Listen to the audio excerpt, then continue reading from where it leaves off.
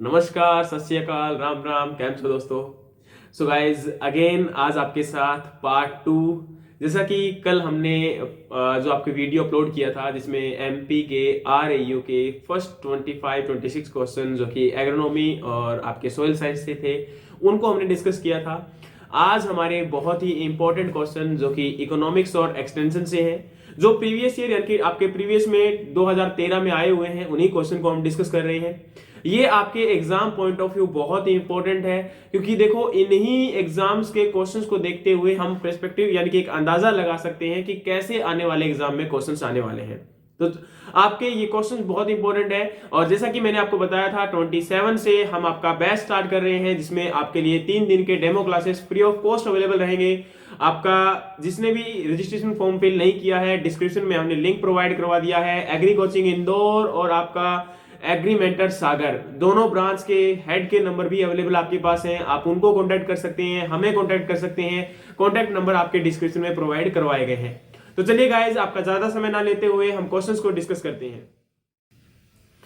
सबसे पहला question, which one of the following economic principle helps a farmer to allocate his limited resources to divide it into different enterprises? पूछा गया है कि कौन सा इकोनॉमिक प्रिंसिपल जो है वो फार्मर को हेल्प करता है कि उसके जो लिमिटेड रिसोर्सेस हैं उनको एलोकेट किया जाए डिफरेंट डिफरेंट एंटरप्राइजेस में। आपको पता होगा, जैसे मान के चलिए कोई पर्सन है वो कई एंटरप्राइजेस में इन्वॉल्व है, कई बिजनेस उसने ओपन कर रखे हैं। उन इक्वल जो आपके बिजनेस हैं उन बिजनेसेस में कैसे अपने जो रिसोर्सेस यानी कि उसके पास जो पैसा है या उसके पास कुछ भी अवेलेबल है, उन पैसा या उन रिसोर्सेस को वो कैसे यूटिलाइज करे, अलग अलग रिसोर्स में कैसे लगाए, अलग अलग बिजनेस में कैसे लगाए। तो इसके लिए जो आपका लॉ बोला जाता है वो आपका है होता है the law of equal marginal return. वो क्या होता है आपका? The law of equal marginal return. तो इसका आंसर हमारा क्या होगा? The law of equal marginal return. Next हमारा है लैब टू लैंड प्रोग्राम वो स्टार्टेड बाय। जो आपका लैब टू लैंड प्रोग्राम है वो किसने स्टार्ट किया था? गवर्नमेंट ऑफ इंडिया के द्वारा, गवर्नमेंट ऑफ यूपी के द्वारा, श्रीमती इंदिरा गांधी जी के द्वारा, या फिर आपका आईसीआर के द्वारा।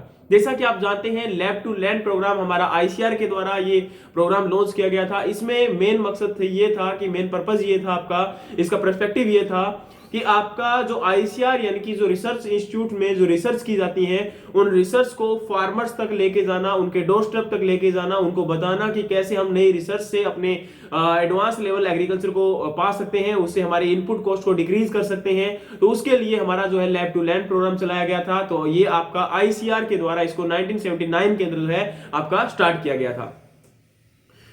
उसके बाद हमारा सेकंड क्वेश्चन, अगला क्वेश्चन है the central Agmark lab is located at. जो आपका सेंट्रल एगमार्क लैब है वो कहां लोकेटेड है? सबसे पहले आपको पता होना चाहिए कि सेंट्रल एगमार्क है क्या। तो गाइस सेंट्रल एगमार्क लैब जो है वो मेनली आपका एग्रीकल्चर कमोडिटीज की क्वालिटी को एंश्योर करती है। वो कस्टमर को एक प्रकार से आपका सेटिस्फेक्शन प्रोवाइड करवाती है कि प्रोडक्ट जो है वो आपका बिल्कुल सही है, जेन्युइन प्रोडक्ट है, उसकी क्वालिटी एंश्योर्ड है। वो आपका क्या होता है, एगमार्क लैब के द्वारा एक मार्क लगाया जाता है। और एगमार्क लैब की जो सेंट्रल लेबोरेटरी है वो आपकी कहां प्रेजेंट है? नागपुर में प्रेजेंट है। नागपुर महाराष्ट्र में इसकी जो है सेंट्रल एगमार्क लेबोरेटरी प्रेजेंट है। ओके गाइस, अगला हमारा क्वेश्चन है the bank do not provide loan for which of the following in dairy sector या डेयरी इंडस्ट्री। गाइस क्वेश्चन पूछा गया कि डेयरी इंडस्ट्री के लिए, अगर आपने डेयरी इंडस्ट्री को ओपन करना है तो बैंक आपको किस चीज के लिए लोन नहीं देता है?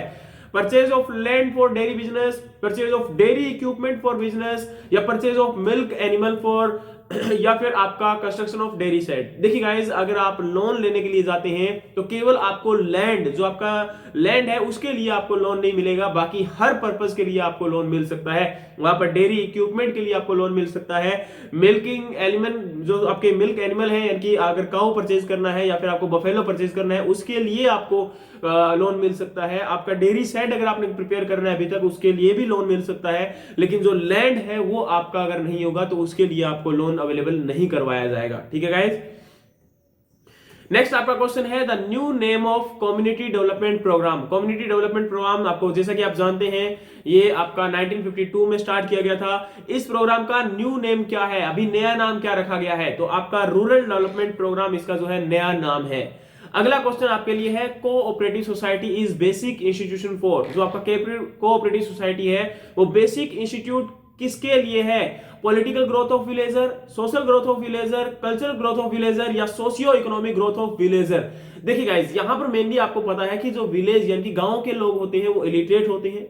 उनका आपको पता है उनको पैसे की रिक्वायरमेंट होती है, वो ज्यादातर आपके आड़तीये के ऊपर डिपेंडेंट रहते हैं, मनी लेंडर के ऊपर डिपेंडेंट रहते हैं। आपके पैसे जो है उनको उनके पास अवेलेबल कम होते हैं, उनको इनपुट कॉस्ट के लिए भी कहीं ना कहीं पैसे जो है रिक्वायरमेंट होती है ना।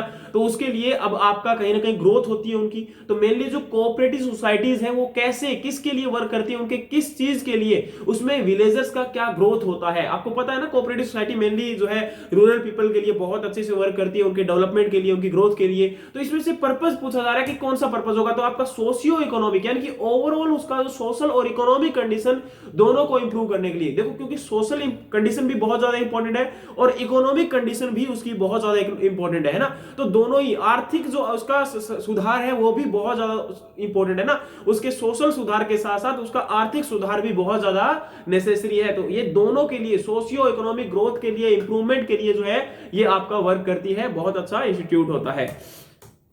नेक्स्ट आपका है panchayat raj was first started at. Panchayat raj जो है वो कहां स्टार्ट किया गया था? नागपुर, नागौर, नासिक, नरेंद्र नगर। आपको पता होना चाहिए जो पंचायत राज है वो नागौर आपका राजस्थान में इसको स्टार्ट किया गया था। और जो पंडित जवाहरलाल नेहरू जो उस समय हमारे प्राइम मिनिस्टर थे उन्होंने इसको लॉन्च किया था, इसको स्टार्ट किया था, है ना। तो ये एक प्रकार से आपका क्या है कि पंचायती राज यानी कि जो पंचायत समिति या पंचायत समिति के जो इलेक्शंस होते हैं 1959 के अंदर, ये एक्चुअल में 2 अक्टूबर 1959 के अंदर ये लॉन्च किया गया था, ये स्टार्ट किया गया था, है ना। तो ये आपका मेनली जो है पंचायती, जो आजकल हमारी पंचायत बनती है, सरपंच बनते हैं, तो उसी से रिलेटेड है। तो आपका पंचायती राज कब स्टार्ट किया गया था? सबसे पहले आपका नागपुर के अंदर 2 अक्टूबर 1959।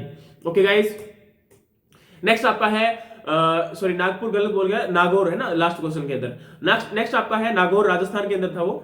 तो अगला है आपका how extension education is different from formal education, कि एक्सटेंशन एजुकेशन जो है वो आपका फॉर्मल एजुकेशन से डिफरेंट कैसे है। देखिए गाइस, अगर एक्सटेंशन एजुकेशन की हम बात करते हैं तो एक्सटेंशन एजुकेशन का मतलब क्या होता है?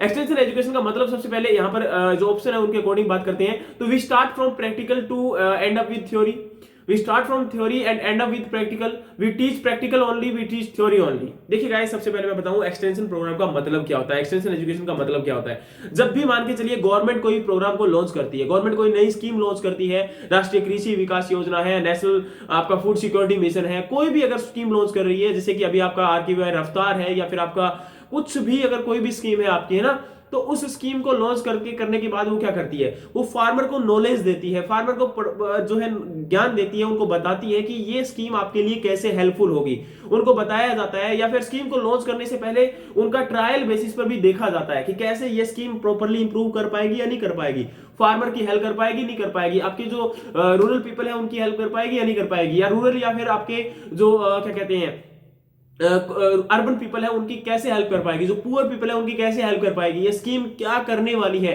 तो सबसे पहले क्या होता है, उसका प्रैक्टिकल लेवल देखा जाता है, और उसके बाद जो है वो एंड अप थ्योरी मींस कि उसके पर्टिकुलर लॉ वगैरह, आपके कानून वगैरह बनते हैं, उसके अकॉर्डिंग जो है बजट पास किया जाता है, वो सब चीजें जो है उसी के अकॉर्डिंग किया जाता है ना। तो पहले वो क्या होगा, उसका प्रैक्टिकल होगा, उसके बाद वो थ्योरी पे एंड होती है ना उस चीज की, कि ये प्रैक्टिकल लेवल पे देखा जाता है कि कितना इंप्रूवमेंट हुआ, फिर उसको डॉक्यूमेंट्स में उतारा जाएगा, डॉक्यूमेंट्स में देखा जाएगा कि इतने पीपल थे वो आपके इलिटरेट थे, उनको एजुकेट किया जा चुका है, उनको ये स्कीम बताई जा चुकी है। तो वो सारे के सारे फंक्शन कहां से पता चलते हैं, वो यहीं से हमारे एक्सटेंशन एजुकेशन जो है एक प्रकार से क्या है आपका प्रैक्टिकल लेवल पे स्टार्ट होता है और थ्योरी पे इसका क्या होता है, एंड होता है। समझ में आया दोस्तों आपको? चलिए अगला हमारा है the goal of extension education is to promote. आपका एक्सटेंशन एजुकेशन का जो मेन गोल है वो क्या है? Income of farmer, area of new crop, scientific outlook, या आपका प्रोडक्शन ऑफ क्रॉप। देखिए गाइस, एक्सटेंशन जो आपका एजुकेशन है वो एक्चुअल में क्या होता है, जो मान के चलिए अभी नई रिसर्च की गई है, उन रिसर्च को फार्मर्स तक या फिर आपके ग्राउंड लेवल तक लेके जाया जाए, उनको डिसेमिनेट किया जाए। यानी कि मेनली पर्पस यही है कि आपका जो साइंटिफिक अप्रोच है उनको फार्मर्स तक लेके जाना, उनका डेमोस्ट्रेट करना, उनको बताना, उनके बारे में समझाना। तो यानी कि इसका आंसर जो जाएगा वो क्या जाएगा, साइंटिफिक आउटलुक। क्या जाएगा? Scientific outlook. ठीक है, चलिए नेक्स्ट आपका है बाय डिवैल्यूएशन ऑफ रुपीज। आपके डी एवोल्यूशन अगर रुपीज का हो जाता है तो उससे क्या होने वाला है? Import will increase, export will increase, import and export will remain same, और नन ऑफ अबव। देखिए गाइस, ये आपको पता होना चाहिए कि डी एवोल्यूशन होता क्या है। अगर डी एवोल्यूशन के बारे में आपको पता होगा तो मैं गारंटी देता हूं आपको पता लग जाएगा कि इससे आप क्या कहना चाहते हैं, क्या समझना चाहते हैं। डिवैल्यूएशन का मतलब होता है अगर आपके पैसे की कीमत कम हो जाए। किसी भी कंट्री में आप हो, जैसे मान के चलिए हम इंडिया के हैं ना, तो इंडिया में हमारे रुपये का अगर आपके डॉलर के कंपैरिजन में बात करता हूं, तो ये वैसे मेनली आपके कमोडिटीज के रिस्पेक्ट में होता है ना।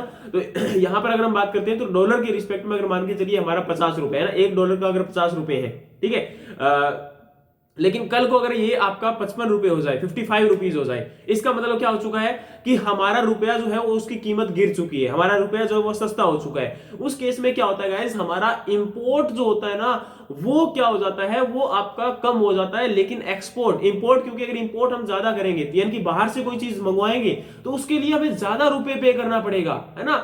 लेकिन हमारा जो एक्सपोर्ट होता है ना वो यहां से इंक्रीज हो जाता है। एक्सपोर्ट इंक्रीज होने से क्या फायदा होगा कि आपको बाहर से ज्यादा रुपया डॉलर की फॉर्म में यहां पर आने वाला है, हमारे पास डॉलर ज्यादा कलेक्ट हो जाएगा, है ना। तो डीवैल्यूएशन होने से एक्सपोर्ट जो होता है वो आपका इंक्रीज हो जाता है। समझ में आया यहां तक कोई क्वेश्चन है किसी का?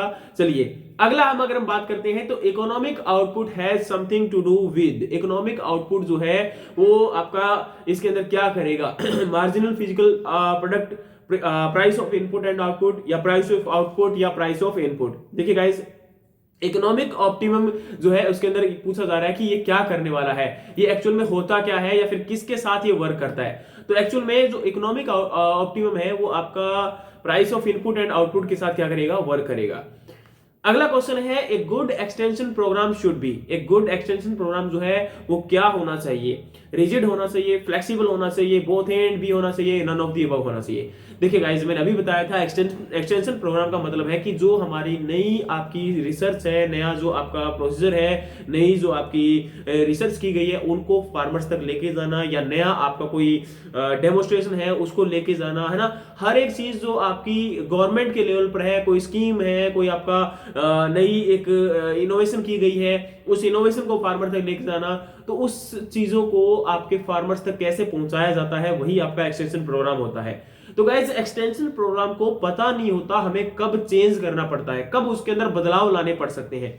तो अगर बदलाव लाने पड़ते हैं तो वो चीज कभी भी आपकी रिजिड नहीं होनी चाहिए। रिजिड का मतलब है कि उसके अंदर कुछ भी आप चेंज नहीं कर सकते हो, लेकिन फ्लेक्सिबल का मतलब होता है कि उसमें आप कुछ भी चेंज कर सकते हो। तो यहां पर याद रखना कि ये चीज फ्लेक्सिबल होनी चाहिए, ना कि वो रिजिड होनी चाहिए। समझ में आया? चलिए नेक्स्ट हमारा है कि आपका author of Wealth of Nation was, जो author of Wealth of Nation यानी कि वेल्थ ऑफ नेशन एक बुक है, उसके आपके ऑथर कौन है? देखिए गाइस, आप जानते होंगे हमारे एग्रीकल्चर इकोनॉमिक्स के जो फादर है वो कौन है? एडम स्मिथ है। इन्होंने ही क्या लिखा था, इस बुक को लिखा था, वेल्थ ऑफ नेशन को लिखा था, और यही इसके क्या है, ऑथर है। ठीक है, चलिए अगला हमारा जो क्वेश्चन है यहाँ पर, crop farming and milk production is example of, जो क्रॉप फार्मिंग और मिल्क प्रोडक्शन है वो किस प्रकार के एग्जांपल है? कॉम्पिटिटिव एंटरप्राइजेस है, सप्लीमेंट्री एंटरप्राइजेस है, या कॉम्प्लीमेंट्री एंटरप्राइजेस है, या नन ऑफ दी अबव है। देखिए गाइस, आपका जब भी बात करते हैं तो क्रॉप फार्मिंग और मिल्क प्रोडक्शन की, क्रॉप फार्मिंग मींस कि आप क्रॉप को प्रोडक्शन कर रहे हो, और मिल्क प्रोडक्शन मींस कि आप मिल्क प्रोड्यूस कर रहे हो। तो देखो, दोनों में आपस में कोई कंपटीशन नहीं हो सकता, क्योंकि जिसको क्रॉप की रिक्वायरमेंट है वो क्रॉप लेगा, जिसको मिल्क की रिक्वायरमेंट है वो मिल्क लेगा। दोनों का आपस में कोई मेल नहीं है कि हाँ ये लेगा तो ये भी लेगा, ये लेगा, ये नहीं लेगा तो ये नहीं लेगा। देखो, है ना, दोनों की अपनी अपनी नीड है और अपनी अपनी नीड पे दोनों वर्क करने वाले हैं। ठीक है, दोनों के प्रोडक्ट अपने अलग अलग होते हैं और उसी के आधार पर उनका आपका जो है सेलिंग होता है। लेकिन यहां पर पूछा जा रहा है कि किस प्रकार के एग्जाम्पल है, तो दोनों आपके एक प्रकार से बताइए। क्रॉप प्रोडक्शन होता है, उसके अंदर डिफरेंट टाइप ऑफ आप फोडर को भी प्रोड्यूस करते हो, और जो आपकी मिल्क प्रोडक्शन के लिए रिक्वायरमेंट होते हैं, है ना। और एनिमल से जो मैन्योर होती है वो आपके क्रॉप प्रोडक्शन के लिए रिक्वायरमेंट होती है। तो दोनों एक दूसरे के हेल्प कर रहे हैं, पूरक एक दूसरे के। तो यहां पर दोनों प्रोडक्ट क्या होंगे आपके एक दूसरे के, या दोनों एंटरप्राइजेस आपकी क्या होने वाली है, दोनों बिजनेस आपके क्या होने वाले हैं, एक दूसरे के कॉम्प्लीमेंट्री होने वाली है, पूरक होने वाले हैं। तो यहां तक समझ में आया सभी लोगों को? कॉम्प्लीमेंट्री एंटरप्राइजेस का एग्जांपल है दोनों। ठीक है, चलिए नेक्स्ट हमारा है, a farmer which has land holding 1 to 2 hectare known as, जिस फार्मर के पास आपका 1 से 2 हेक्टेयर के बीच में लैंड है उस फार्मर को क्या बोलते हो? Small farmer, marginal farmer, large farmer, या ऑप्टिमल फार्मर? देखिए गाइस, आपको पता होना चाहिए, लेस देन 1 हेक्टेयर जिसके पास जमीन होती है वो आपका होता है मार्जिनल फार्मर। 1 to 2 हेक्टेयर अगर किसी के पास, फार्मर के पास लैंड है, तो वो आपका यहां पर चला जाएगा किसके अंदर? स्मॉल फार्मर के अंदर। उसके बाद हमारे मीडियम, मीडियम के बाद लार्ज, है ना, तो सॉरी उसके बाद स्मॉल के बाद सेमी मीडियम, सेमी मीडियम के बाद मीडियम और मीडियम के बाद लार्ज, है ना। 2 से जिसके पास 4 हेक्टेयर जमीन होगी तो सेमी मीडियम हो जाएगा, 4 से अगर 10 होगी, 10 अगर हेक्टेयर जमीन है तो वो आपकी क्या हो जाएगी, आपका मीडियम फार्मर हो जाएगा, और जिसके पास 10 हेक्टेयर से ज्यादा लैंड होगा वो क्या हो जाएगा, आपका लार्ज फार्मर हो जाएगा, है ना। तो देखो less than 1 hectare marginal farmer होते हैं, 1 to 2 हेक्टेयर स्मॉल फार्मर होते हैं, 2 to आपके 4 हेक्टेयर सेमी मीडियम फार्मर होते हैं, और 4 to 10 हेक्टेयर हमारे जो है लार्ज मीडियम फार्मर होते हैं, और मोर देन 10 हेक्टेयर जो है यहाँ पर लार्ज फार्मर होते हैं, ठीक है। तो ये हमारे फार्मर की टाइप है अकॉर्डिंग टू लैंड होल्डिंग या on the basis of land holding, ठीक है। वहां से क्वेश्चन पूछा गया था, तो ये आपका ये हुआ, ठीक है।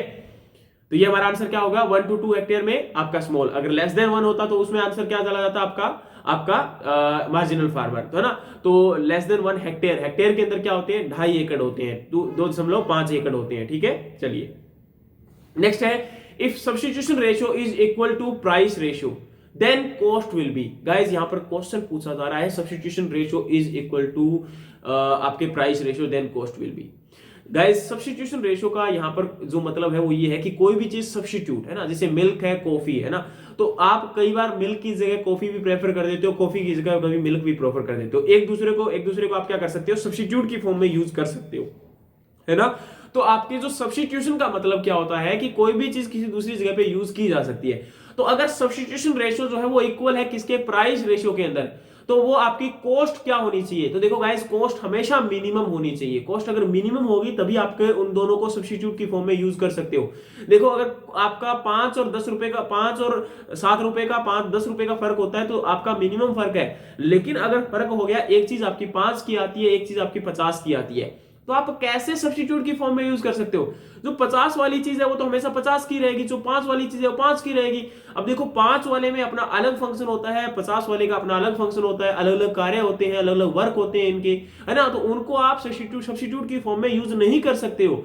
सब्स्टिट्यूट का मतलब होता है कि आप कभी भी कंपैरिजन जब करते हो तो वो एक प्रकार से लग्जरी गुड्स की फॉर्म में आ जाती है ना। तो यहां पर जब सब्स्टिट्यूशन रेशियो इक्वल होता है ना, तो उस समय हमें प्राइस रेशियो को मिनिमम रखना पड़ेगा। सॉरी, प्राइस रेशियो अगर सब्स्टिट्यूशन रेशियो के इक्वल होता है तो उस समय हमें कॉस्ट को क्या करना पड़ेगा, मिनिमम करना पड़ेगा। तो यहां पर ये स्पेशल एग्जांपल है, इस चीज को ध्यान करना। बाकी आपको इकोनॉमिक्स के जो लेक्चर है उनमें जब करवाया जाएगा तो बहुत अच्छे से समझाया जाएगा कि कैसे ये चीजें होती है और कैसे आपके एग्जाम पॉइंट ऑफ व्यू इनको क्वेश्चन को पूछा जाता है, ठीक है। नेक्स्ट है, to prove the worth of new occupation suited to a particular area the best method of extension is.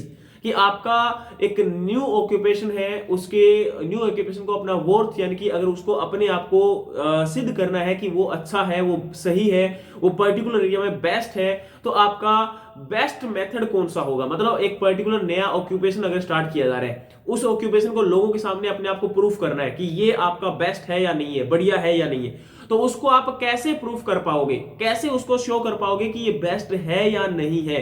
तो उसके लिए बेस्ट मेथड कौन सा होगा आपका एक्सटेंशन का, कि किस मेथड के द्वारा, method of demonstration, result demonstration, field trials या आप फार्म विजिट। देखिए गाइस इसका आंसर आपका क्या होगा, रिजल्ट डेमोस्ट्रेशन। यानी कि किसी भी चीज के रिजल्ट को अगर आप दिखाते हो, मान के चलिए आप फार्मर के पास जाते हो और आपने एक स्प्रे का बोतल जो है आपने बेचना है ना, कि ये स्प्रे जो है पर्टिकुलर डिजीज के अगेंस्ट में वर्क करती है। आपने अगर फार्मर को दिखा दिया कि ये देखिए इस स्प्रे को यूज करने से डिजीज आपका खत्म हो रहा है, इसका मतलब है कि आपने सिद्ध कर दिया कि आपकी दवा जो है, आपका प्रोडक्ट जो है वो बहुत सही है ना। तो इसमें यहां पर याद रखना कि इसको आप रिजल्ट डेमोस्ट्रेशन के द्वारा जो है, रिजल्ट डेमोस्ट्रेशन एक्सटेंशन मेथड के द्वारा जो है अपने जो आपका ऑक्यूपेशन है उस ऑक्यूपेशन को बेस्ट जो है लोगों के सामने शो कर सकते हो कि आप बेस्ट हो, आप अच्छे हो लोगों से, ठीक है। नेक्स्ट है, panchayati raj in India was first recommended by. Panchayati raj को सबसे पहले किसने रिकमेंड किया था इंडिया के अंदर, बलवंत राय मेहता कमेटी ने, महात्मा गांधी जी ने, कृपलानी ने, या फिर आपका पंडित जवाहरलाल नेहरू जी ने। तो आपको पता होगा पंचायती राज जो है वो बलवंत राय मेहता कमेटी के द्वारा इसको जो है आपका फर्स्टली रिकमेंडेड किया गया था, ठीक है। तो ये आपके अलग अलग के केस में अलग अलग कमेटी होती है ना, कि जैसे नाबार्ड को किस कमेटी ने रिकमेंड किया था, आपका अलग अलग कमेटी जो थी हर एक के लिए आपका अलग अलग कमेटी को फॉर्म किया गया था और उन्होंने कमेटी ने क्या किया था, इनको रिकमेंड करने का काम किया था, ठीक है गाइस। तो इन कमेटी के रिलेटेड भी आपके एक्सटेंशन एजुकेशन से क्वेश्चन आपके पूछे जाते हैं, ठीक है। नेक्स्ट है, the creation of utility by the way of marketing is known as. कि आपका वे ऑफ मार्केटिंग के लिए यहां पर पूछा जा रहा है कि creation of utility by way of marketing is known as, है ना, कि यूटिलिटी के आपके यूटिलिटी को क्रिएट करके अगर आप मार्केटिंग करते हो तो उसको आप क्या शो कर रहे हो वहां पर, consumption purpose, production basis, distribution basis या एक्सचेंज बेसिस। तो गाइस इसका आंसर होता है प्रोडक्शन बेसिस पर, ठीक है, कि आपका क्रिएशन ऑफ यूटिलिटी को अगर by way of marketing is known as production. Okay, next आपका है farm planning involve. Farm planning में आपका क्या इन्वॉल्व करते हो, selecting, adopting best package and practices, preparing farm budget in advance, both A and B या none of above. देखो farm planning अगर आप करते हो मींस कि अगर आप आपके फार्म में क्या करना है, किस क्रॉप को ग्रो करवाना है, किस मेथड के द्वारा ग्रो करवाना है, किस मशीनरी को यूज करना है, आपके पास बजट कितना अवेलेबल है, बजट अवेलेबल होगा या नहीं होगा, है ना, कितना बजट है उसी के अकॉर्डिंग कर पाओगे। ऐसा तो नहीं है कि आपके पास अवेलेबल है 50,000 रुपए, आप मशीनरी परचेज कर रहे हो 10 लाख रुपए वाली, है ना, तो वो थोड़ा सा डिफिकल्ट हो जाएगा, क्योंकि उसमें आप अपने बजट को देख के ही क्या करते हो, फार्म के अंदर प्लानिंग करने का काम करते हो। तो प्लानिंग के अंदर हमेशा क्या रहता है, पैकेज एंड प्रैक्टिसेस भी इंक्लूड रहता है और फार्म का बजट भी पहले से ही प्रिपेयर किया जाता है कि इतना पैसा कहां लगाया जाएगा, मेरे पास टोटल इतना पैसा है, इस पैसे को मैं कहां यूटिलाइज करने वाला हूं, कैसे यूटिलाइज करने वाला हूं, किन किन प्रोडक्ट को परचेज करने वाला हूं, तो वो सारा का सारा आपका फार्म प्लानिंग के अंडर में होता है। तो यहां पर आंसर क्या जाएगा, बोथ ए एंड बी। चलिए नेक्स्ट है the demand of luxury good it. आपके जो लग्जरी गुड्स होते हैं उनकी डिमांड क्या रहती है। लग्जरी गुड्स का मतलब है जैसे एसी, है ना, या फिर आपका गाड़ी भी महंगी गाड़ी है ना, एक तो मारुति 800 है, एक आपका जो है इंडेवर ले सकते हो, आप जो है फॉर्च्यूनर ले सकते हो, या फिर आप लग्जरी गुड्स में, लग्जरी गाड़ियों में और में आ सकते हो, है ना। तो आप एक बात बताइए, यहाँ पर लग्जरी गुड्स जो होती है उनकी डिमांड कैसी होती है। देखो आपके पास पैसे होंगे तो आप डिमांड कर सकते हो, पैसे नहीं होंगे तो आप उसके अकॉर्डिंग फिर आपकी डिमांड भी क्या हो जाएगी, कम हो जाएगी, है ना। तो आप अकॉर्डिंग टू आपने अगर लोगों के सामने आपको शो करना है ना, तो उसके लिए आपकी डिमांड अलग होंगी। हर एक चीज के लिए आपका अलग अलग फंडा रहता है ना। तो लग्जरी गुड्स की डिमांड जो होती है बिल्कुल फ्लेक्सिबल होती है। अगर पैसे होंगे तो आप डिमांड ज्यादा रख लोगे, पैसे नहीं होंगे तो आपकी डिमांड कम हो जाएगी, है ना। तो लग्जरी गुड्स की डिमांड क्या होती है, आपकी परफेक्टली इलास्टिक होती है, बिल्कुल चेंज हो सकती है एकदम से, है ना। चलिए नेक्स्ट है, who was the first chairman of national commission of farmer. National commission of farmer के फरवरी 2004 में जो बना था उसके आपके फर्स्ट चेयरमैन कौन थे, एमएस स्वामीनाथन, आपका सोमपाल शास्त्री, बलराम जाखड़ या वीएल चोपड़ा। तो गाइज आपके जो सोमपाल शास्त्री जो हैं वो आपके इसके क्या थे, फर्स्ट चेयरमैन थे नेशनल कमीशन ऑफ फार्मर के। नेक्स्ट है, less intensive and less effective method of extension is individual, group, mass या आपका both A and B.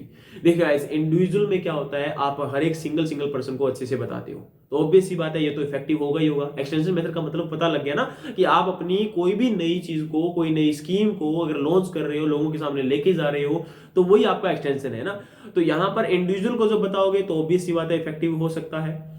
Group यानी कि एक छोटा सा ग्रुप है, उसके अंदर लोगों को आप समझा रहे हो, उनको बताया जा रहा है, तो ग्रुप मेथड भी ऑब्वियस सी बात है। मास कम्युनिकेशन में क्या होता है, लोगों की बहुत तगड़ी भीड़ होती है ना, उसमें आपको समझाना लोगों को बड़ा मुश्किल होता है, लोग आपस में बातें करते रहते हैं, है ना। तो मास कम्युनिकेशन जो है थोड़ा सा लेस इफेक्टिव होता है, लेस इंटेंसिव होता है। लेकिन बाकी जो इंडिविजुअल या फिर ग्रुप मेथड है, दोनों बेस्ट मेथड है ना, आपके मतलब अपने आप में बेस्ट मेथड है, वो बात अलग। मास के कंपैरिजन की बात की जा रही है यहाँ पर, ठीक है। तो मास मेथड जो होगा वो आपका लेस इफेक्टिव मेथड होता है, किसके, एक्सटेंशन के लिए। समझ में आया यहाँ तक। नेक्स्ट है द टर्म ओलिगोपोली मीन्स, कि ओलिगोपोली मीन्स क्या होता है, there are two or more buyers, there are two or more seller of community, there is a single seller of community या नन ऑफ। तो गाइज ओलिगोपोली का मतलब है कि जहां भी आप दो या दो से ज्यादा आपके सेलर प्रेजेंट है, तो वो आपकी किसी भी पर्टिकुलर कम्युनिटी के लिए, है ना। जैसे आपका राइस है, अगर वहां पर 2 या 4 फार्मर बैठे हुए, या फिर मान के चलिए राइस को छोड़िए, एक बुक परचेज करने जा रहे हो, अगर मार्केट में आपके 3 या 4 5 6 यहाँ पर बुक सेलर प्रेजेंट है वहां पर, तो वो आपके लिए ओलिगोपोली मार्केट होगी। लेकिन अगर एक ही बुक सेलर प्रेजेंट है तो वो आपके लिए मोनोपोली मार्केट होती है। समझ में आया, है ना। तो ये हमारा क्या है, 2 और more seller of a community अगर प्रेजेंट है तो हमारे लिए क्या है, ओलिगोपोली। सो गाइस ये हमारा जो है पूरा का पूरा क्वेश्चंस का सेट था जो आपको हमने प्रोवाइड करवाया। होप सो ये आपको पसंद आया होगा, और हम इससे भी इफेक्टिव आपके लिए सब कुछ लेके आने वाले हैं जब आपको क्लासेस में करवाया जाएगा। अभी तो ये समझिए, क्योंकि पर्टिकुलर हर एक सब्जेक्ट के रिलेटेड आपको जो है हर एक पर्सन आपको करवाएगा। अगर इकोनॉमिक्स का पर्सन है तो आपको इकोनॉमिक्स करवाएगा, एक्सटेंशन का पर्सन है एक्सटेंशन करवाएगा। हम इन क्वेश्चंस को और भी इलेबोरेट करेंगे, जब आपको समझाएंगे, जब आपको क्लास ली जाएगी, तो इनमें से कैसे हम डिफरेंट डिफरेंट क्वेश्चंस को अप्रोच कर सकते हैं, कैसे हमारी अप्रोचेस को हम यूज करके अपने जो आपका बेस्ट जो है उसके अंदर आंसर को कैसे चूज कर सकते हो, है ना। तो हमारा रीजन क्या होता है, कई बार हम 2 या 3 क्वेश्चन में कंफ्यूज हो रहे होते हैं, है ना। तो हम तुक्का लगाने वाली स्ट्रेटजी तो हम नहीं बताएंगे कि तुक्का कैसे लगाएं, लेकिन एक्चुअली गाइस हम आपको ये समझाएंगे कि आप कैसे इफेक्टिवली स्टडी करके कैसे अपने आप को इन एग्जाम्स में क्रैक कर सकते हैं। तो एमपीआरएयू और एसएडीओ के लिए जिसने भी रजिस्ट्रेशन करवाना है, रजिस्ट्रेशन स्टार्ट हो चुके हैं गाइस। और जिसने फ्री ऑफ कॉस्ट अगर डेमो अगर देखना है तो डेमो में भी आप आ सकते हैं। डेमो हमारा अवेलेबल रहेगा 27, 28, 29 को। और लिंक आपका एक फॉर्म, एप्लीकेशन फॉर्म फिल करना पड़ेगा। केवल फर्स्ट 100 स्टूडेंट को ही हम यहां पर आपका डेमो देने वाले हैं, क्योंकि रीजन क्या है, 100 स्टूडेंट के अलावा हमारे पास सीट अवेलेबल नहीं है। और रजिस्ट्रेशन भी हम केवल 100 स्टूडेंट का ही करेंगे, हम उससे ऊपर एक स्टूडेंट को भी नहीं लेने वाले, क्योंकि रीजन ये है हमारे पास सीट इतनी ही अवेलेबल है। हम वन टाइम में, सिंगल टाइम में इतने बच्चों को पढ़ा सकते हैं, तो हम इतने ही बच्चों को पढ़ाएंगे। तो याद रखना गाइस, जो पहले आएंगे पहले ही उन लोगों को आपका सीट दी जाएगी। फर्स्ट कम फर्स्ट सर्व वाला यहाँ पर ऑप्शन रहेगा। कोई किसी के अंदर इसके अंदर बाद में ये मत बोलना सिर्फ 5000 से 6000 ले लीजिए, नहीं, ऐसा कुछ भी नहीं होने वाला है। आपकी जो मनी रहेगा, हर एक चीज रहेगा बिल्कुल टू बी फेयर है। हम आपको बेस्ट मटेरियल देंगे, हम आपसे यहाँ तक ना किसी चीज के लिए बार्गेनिंग करेंगे, ना कुछ और करने वाले हैं। हम आपको अपने आप में बेस्ट देंगे, फैकल्टीज भी, स्टडी मटेरियल भी, प्रिंटेड फॉर्म में स्टडी मटेरियल दिया जाएगा आपको। और आपका जो लेक्चर्स हैं, उन लेक्चर्स की पीडीएफ भी आपको प्रोवाइड करवाई जाएगी, टेस्ट सीरीज आपको प्रोवाइड करवाई जाएगी। जहां भी आपको डाउट आएंगे, डाउट सेशन आपको दिए जाएंगे, डिस्कशन ग्रुप आपको प्रोवाइड करवाए जाएंगे। सो गाइस, अपॉर्चुनिटी बेस्ट है, यूटिलाइज कीजिए। थैंक यू सो मच, मिलते हैं नेक्स्ट वीडियो में। Thank you.